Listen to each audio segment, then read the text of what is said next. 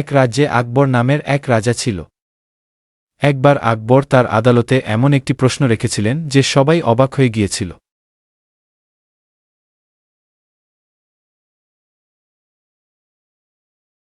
যখন তারা সবাই উত্তর বের করার চেষ্টা করছিল, বীরবল এগিয়ে গিয়ে জিজ্ঞেস করলেন যে কি ব্যাপার।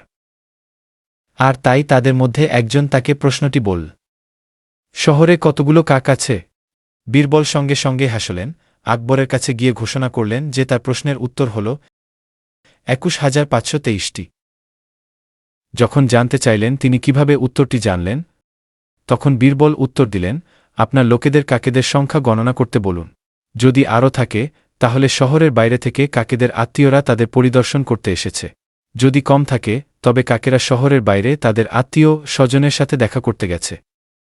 উত্তর পেয়ে খুশি হয়ে আকবর বীরবলকে একটি রুবি এবং মুক্তার হার উপহার দিলেন।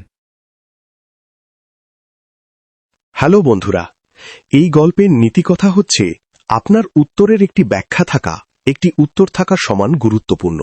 ধন্যবাদ।